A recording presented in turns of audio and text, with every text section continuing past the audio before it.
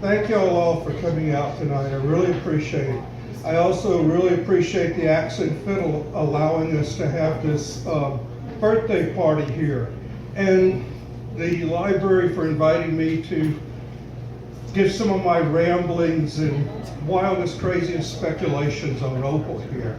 It's great to be in a building that's like 100 years old, where the person you're talking about actually was probably in the building, and her family likely shopped here. This was the Burkholder dry goods store. Dry goods were everything. Now, I'll sit down in this chair. I've never given this talk before, so I'm kind of nervous. We've never heard you speak either, Okay. I've never given this talk before. This is an Opal Origins talk that covers what I think I know and speculate and just weird factoids about this child's life. For instance, is that really Opal? It's the photo is just labeled Whiteley baby. And the core question that I'm going to try to answer in here, her family says she was born in Colton, Washington. She said, later came to believe, that she was born in Rome, in the Vatican. So I'm going to try to reconcile those two things because they're kind of opposite. But believe it or not, maybe I can. And was she really kidnapped from France by men wearing dark coats? Okay, but the funny thing about Colton, Washington, this ordinary little farming community in the southeast part of the state where she was supposedly born, if she was born there, it really muddies the water whether you like Opal or you don't like her. In this little farming community, you can find perhaps the real angel mother. You can find why she had that odd English as a second language bent to her writings and why it might be real.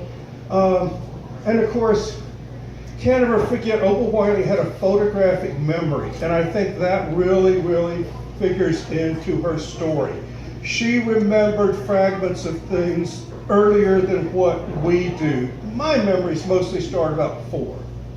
But this tonight, I had these files set for 40 seconds to make me get through the talk, because if I could just stay on one file for 10 minutes. But I want to talk about this man. The first picture you saw up there, the show me was John Wilson, who is my first community historian teacher. By a community historian, that's someone who actually lives in the community, is interested in the community, and they are really passionate about caring. This man was my second teacher. I met him in Laurel Grove Cemetery, and that's where Opal Whiteley's grandparents and her mother, uncle, and aunt are buried. And I have the greatest story of meeting him, because did you ever have one of these? Did you ever have one of these times where, like, it's the first time you saw somebody you fell in love with, or something that just made you, I've got to do this? Just the powerful pull of fate. And I saw this man down in the graveyard. Graveyards aren't really great places to meet people. You know, people aren't there to mingle with others. They're there to, you know what I'm saying? And I saw it, and I knew that I had to talk to it. I just had this, that I would miss something tremendous if I didn't talk to him. So I got him to come help me do a little work I was doing on the grave, and we got talking. And he said he was from Marcola, and I asked him, I'd always been interested in the area. Did he know anybody who had any historical photographs or any historical knowledge? He said, well, I've got about 10,000 pictures of the Mohawk Valley. Do you want to come see them? I was at his house that night, and he truly changed my life over the years. And today, I was never interested in Asia, didn't know a doggone thing about Asia than what I'd seen in Bruce Lee movies. But in addition to researching Opal Whiteley, we've researched the story of Asian immigrants once they got to Oregon, and particularly Lane County and Marcola. And we've exhibited those pictures and many others for the last 18 years at the Asian celebration, which you're all invited to this February 16th and 17th. If you haven't been, we get 30,000 people in 2 days, and this is my heritage booth. Now here's a picture of Mr. Irish and I right before we took off on this 5-day road trip to Eastern Washington. We took each other's pictures at the same time, kind of like kids. So, and this road trip we took, we didn't go the smart way. You go up I-5 and then go across the interstate here. We went around the back roads all the way through Fossil, up through Condon. I mean, there's some empty places up out here. And then all the way to Colton, Washington. Colton, Washington is about 15 miles southeast of Pullman, Washington, where the University of Washington is. And the first thing I want to bring up about this talk is it even remotely possible that the Orleans family could have or would have stashed a child at any point in time, any kid in the Northwest? And actually, this British writer who was a reporter for the BBC, Elizabeth Lawrence, she wrote a 2001 book, The Continuing Mystery, and there's a story, there is a,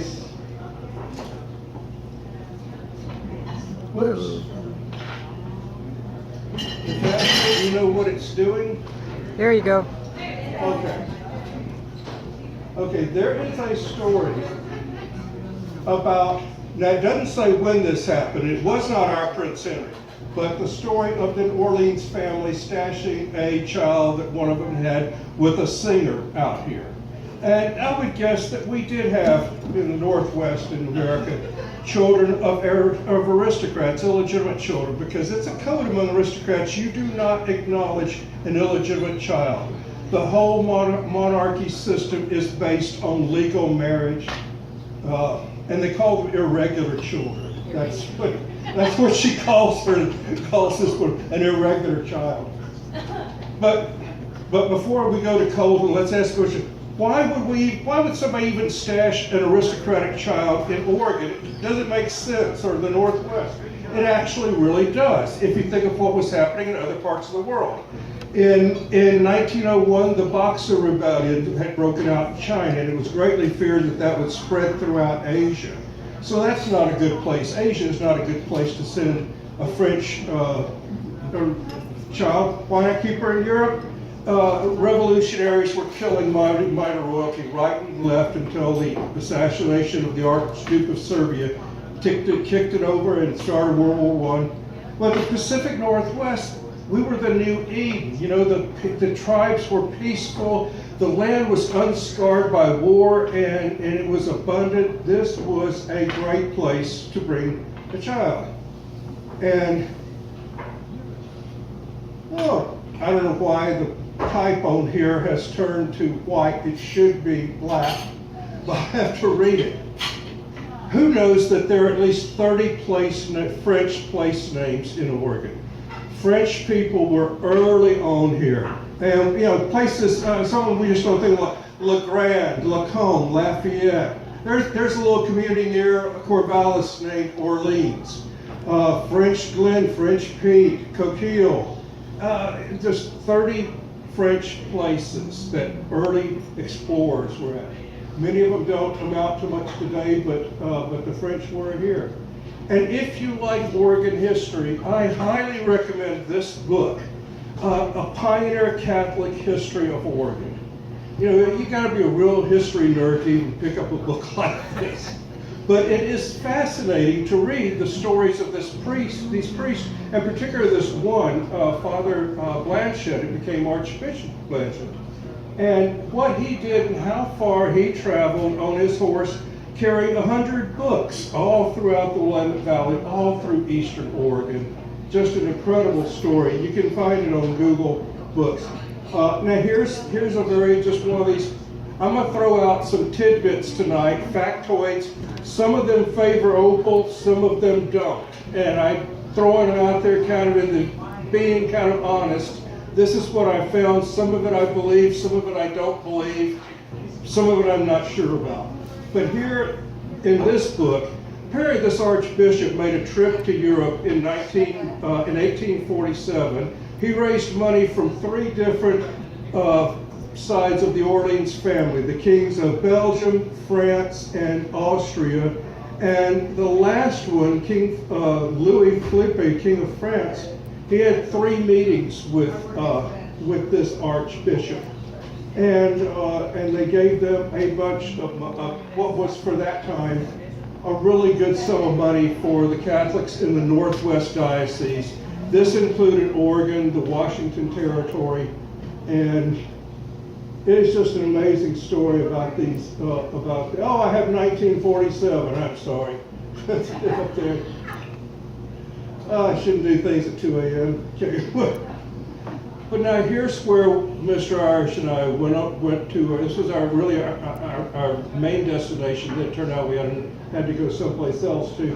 This is Colton, Washington, about the time that Opal lived there as a small child. If she was lived there, the main street in town here, it's pretty much the main street. The town has not changed a great deal. Unfortunately, like many of our small rural areas, it hasn't prospered recently. It's become kind of a ghost town. I mean, we certainly know that a lot about our little towns around here.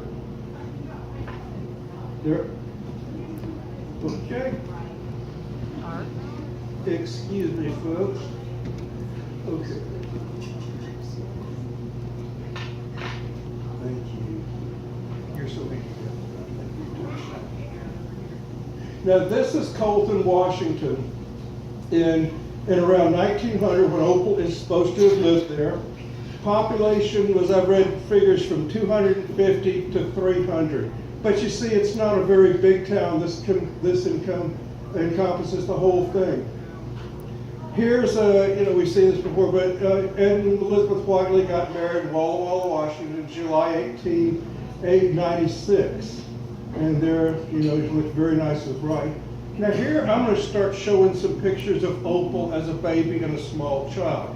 Keep in mind, Opal claims that she's put with the Whiteleys because she looks like their children. Plus, she did have 3 sisters, so we could, and these photos are just labeled Whiteley baby. They don't say who. But the first thing I want to tell you about is this. I can guarantee you no child named Opal Whiteley has ever been born in Whitman County, Washington. Absolutely has not. No. So, the child born December 11th, 1897, or December 6th, 1897, if you want Opal's, but the child born was actually named Margaret. Margaret was a name suggested by Mrs. Whiteley's sister-in-law, Ed Whiteley's sister or his sister-in-law. And later they had a falling out after a few months. Mrs. Whiteley changed the name of the child from Margaret to Opal. But see, this is a kid who grows up and starts believing all these, who am I? And I think part of it gets started with an early name change because she's got a photographic memory. She's going to remember more, maybe not, in the first year being called something, but she's going to remember more. Now, something else I want to point out on this page. This biography was written by a member of the Scott family, and it's called,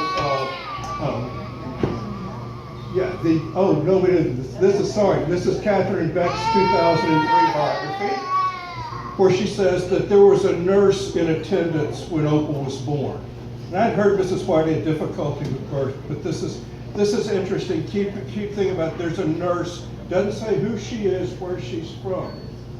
But so Margaret's born, a few months later, her name is changed. Now, if Opal was born, Colton, this is the farm that she was born on. It was owned by a man named Doug Mustard. And these are pictures of the wheat fields around Colton that he worked on his farm. And take note of the shapes of these hills here. And we're going to look at some other pictures. This is supposed to be our Opal. Is it? She's got her head down. It's possibly 1902, 1903 in Colton. I'm not really sure who this woman is here, but it's a lovely picture of the child petting the sheep. And it looks very much, like Opal, the spirit of Opal. And these hills, when you look at them and compare them closely, pretty well match the ones I showed you earlier in Doug Mustard's in Doug Mustard's farm. And that fence back there, or maybe breaks, you can see that in the image too. Now here's a bit of a closer picture of, is this our Opal? And if so, the woman. Just love this sheep right there. I mean, it's kind of a classic Opal looking picture. Here's another picture supposed to be of Opal, but again, not verified by a family member. Like Mom didn't write on the back of this Opal at age 3 or something. But here, these are the first pictures we have where this is officially documented. This is our Opal, and this is supposedly when they left Colton or came here about 1902, 1903. And there's Opal there, and her younger sister Pearl, who was born in 1899. And here's another picture of them once they got to Lane County. I wanted to throw this in because it's kind of cute. Because like I say, I'm going to throw in stuff that's pro-Opal, anti-Opal, in the middle, I don't know. This is fascinating because these are a couple of quotes in the Fairyland Around Us where she is remembering when she's 3 years old. And they're full stories. So later she was to say that she couldn't remember anything from age 4 or 5 or something. But in Fairyland Around Us, she has these 2 great stories when she's 3 years old. And here's a great way she puts something. Long ago, before that birthday that made me 4 years old. I mean, that's a long way of saying, long ago when I was 3 years old. Long ago before this birthday that made me 4 years old. Now this, if she is the child of Ed and Lizzie, this probably, but I don't have it for actual sir, is her grandmother on the Whiteley side. And that is very likely to be her uncle, who died when he was 25 in 1900. I'm not certain when he died of it. There's his grave. Now, the funny thing is, this is also taken, I think, on the Mustard Farm. That tree is still there. That willow tree is still there. Here's a 1918 letter from Opal's great-grandmother, who was named Maria Louisa Whiteley. Now, she uses German syntax. The Atlantic Monthly and even Albert B., when he saw this letter, he assumed this was a really ignorant, uneducated person. But I showed it to a person who knows the German syntax of that area. And she's pointed out that this writer, this woman used the word scholar, which is what the German immigrants, instead of student, they said scholar. My child is a scholar at this school.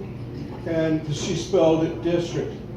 Now, this is kind of neat. Right next door to Opal's grandparents, just 10 miles out, is this school with a French name, Beauredel. Who would ever guess that? And the neighbors of Opal Whiteley's grandparents were these nice folks, Napoleon, however you say it, Bourbani. They were direct neighbors of Opal's grandparents on the Whiteley side. And they're 2 of their kids, they taught in this school here. And they were from French Quebec.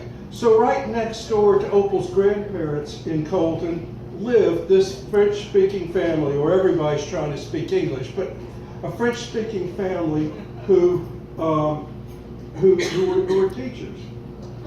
Now, this is from an article by the Atlantic Monthly, Ellery Sedgwick, publisher Ellery Sedgwick. There is supposedly a letter, I've never seen it, supposedly written by a veteran of the Franco-Prussian War that happened in 1880. That letter says that when this man, the author, was a little boy, a French prince came to their house, and it was in Eastern Oregon someplace. The French prince came there and visited them. And Ellery Sedgwick thinks that Opal heard about this and internalized this story of the French prince coming to Oregon, and that's where it all comes from. She may have heard about this, but I don't think that's where her inclination that she was French comes from. Now here's something that I find absolutely fascinating in her story that has never been written about by a biographer. I got two sources that say that Opal was extremely sick when she was a small child. There's no record of that it happening in Oregon, and we know pretty well her life in Oregon. So if it happened, if she was that sick, she must have been in Colton or France or in the Vatican or someplace, but not in Cottage Grove. And Ellery Sedgwick believed that the same thing, and he believed that she recuperated from this bad illness right before she was adopted by the Whiteleys. Now, let me read what is this. This is from a letter that a Cottage Grove woman, Nellie Hemingway, and she was a lifelong friend of Opal's, and the publisher of the Atlantic Monthly asked her to interview Opal's friends, tell them, and ask them questions. She interviews Pearl, who really won't talk to her, but it says this fascinating thing, that when Opal was very small, she had been sick a great deal and had delirium. Most likely you get delirious from high fevers. And there's very strong reason to think there's a typhoid fever epidemic in Colton, Washington, right around the turn of the century. Doug Mustard on the farm had it. I believe that this is talking about something like typhoid fever that Opal had. And if that's true, thank you.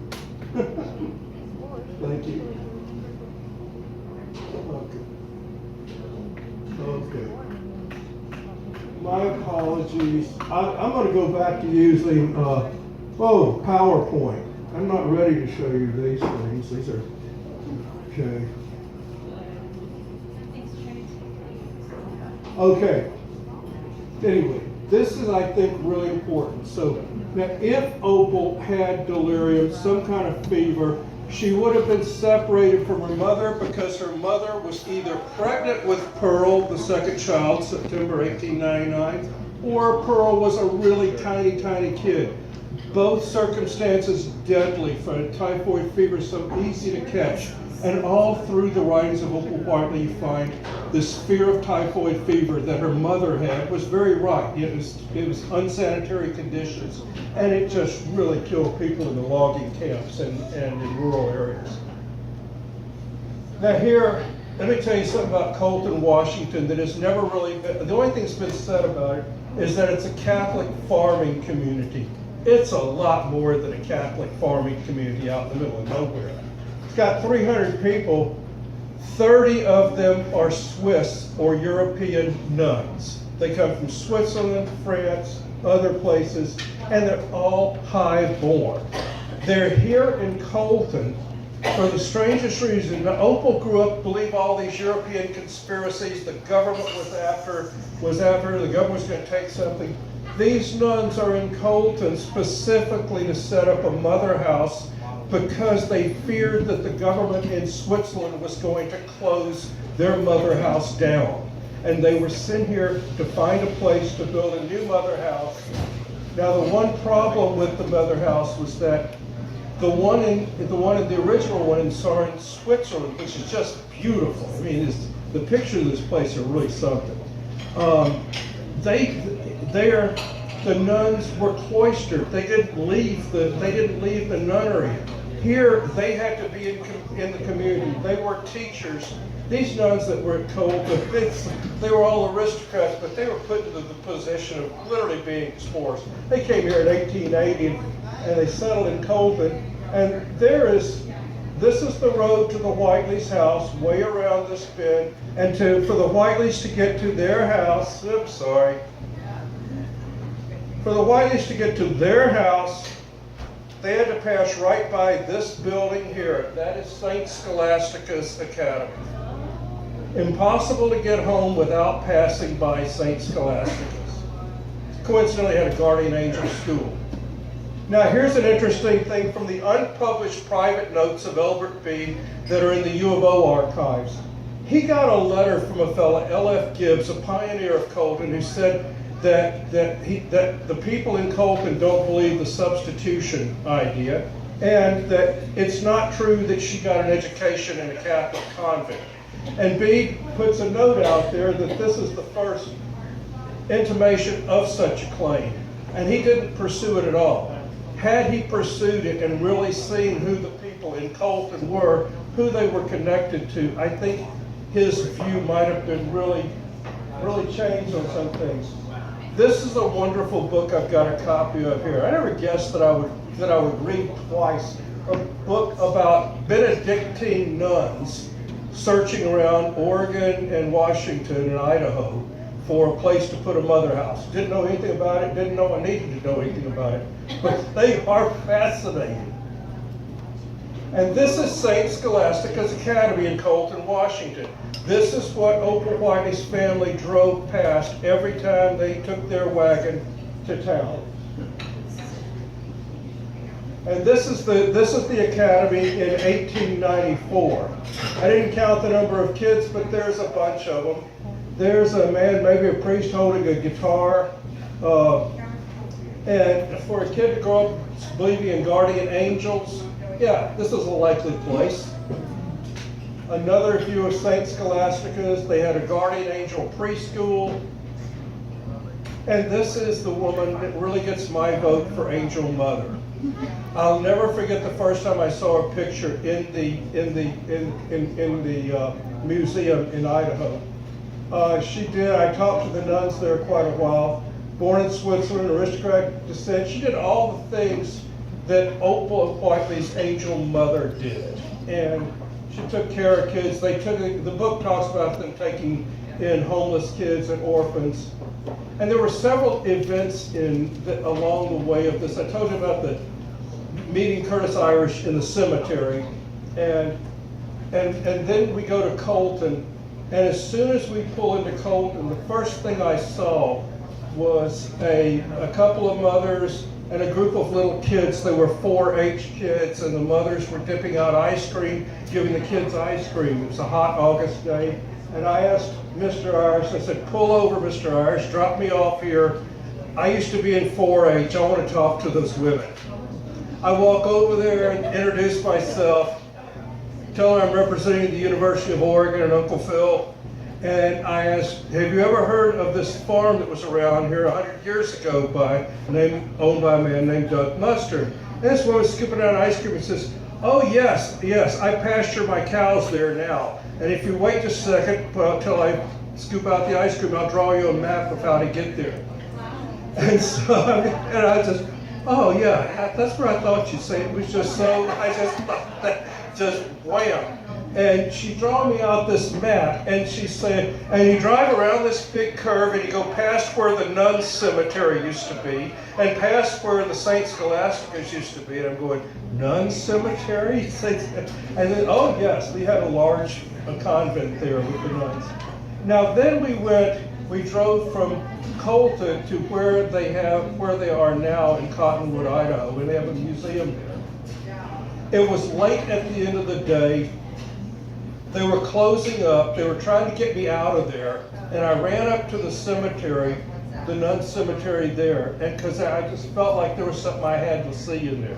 And I'm running around as best I could 20 years ago, running around that cemetery looking, and Mr. Irish is honking the horn, the nuns waving at me to come back, and I'm still running around. And bam, I see this grave. Might not have a doggone thing to do with Opal Whiteley's life at all, but it's one of these weird factoids that pops up. Now, Opal Whiteley claims that she was kidnapped by men wearing dark coats from France around 1902, maybe 1903. Well, here we have the grave of Abbot Marchand, exiled from France in 1902 because his abbey refused to sign these new association laws. The French government was becoming very civil-oriented. They did not want the religious hangover that had been, from when the kings and queens. And first thing he did, they came to Kentucky. Then they went briefly to Colton. Then they went down to Jordan, Oregon, 1904, near Our Lady of Lourdes. And these, again, aristocratic monks who spend a lot of their time chanting, these particular ones. They're trying to make a living doing logging and lumbering and working in a sawmill. It was just those poor guys. And here they are. And then here we've got a bunch of men in dark coats in the same exact year as Opal said that she was taken. And they're exiled. And I've got three, they were clearly exiled, whether it's 1902, 1903. But there's no doubt about what they were exiled literally by the government. And just in the book written by the nuns on the way, Abbot Marchand lived after failing at logging and lumbering, his little abbey broke up. He lived his final days with the nuns up in Colton. And on his deathbed, he asked them, and they put it in their book, their biography of their nunnery, that on his deathbed, this abbot says, "Write to my baron friend in France and tell him I've died." Now, baron is like one of the lower forms of aristocracy, I think. So it's, who knows? But this is a German-speaking woman who's writing the book, so who knows who the original person was. But there's a reason why this abbot, who was exiled because of his loyalty to the crown and the church, wanted to write to, maybe he just was a friend he went to school with or something. And here is Opal in Knapsbury, buried under both their French and American graves. And here's little gifts that people like to bring and put there at her grave. They're really cute. And there's a rubbing of her headstone over the library that a friend sent me from there. It says, "I spake as a child." It has a nice picture over there. Of course, that's her not long before she died. And whether it's true or just by that persistence pays off, and if you just put your foot down and you say, "I am royalty," long enough, maybe enough people will believe it, because this is a web page run by the Bourbon family. There are multiple branches of the Bourbon family, but this particular one has Opal right on their web page. And I emailed one of the fellows, maybe it was him, and said, "She looks just like his aunt." So who knows? But it's one of those factoids. Do I believe that she was a Bourbon princess? Not quite so much, but that they do. And frankly, Prince Henri, one of the things that made European royalty believe Opal's story was that Prince Henri had a reputation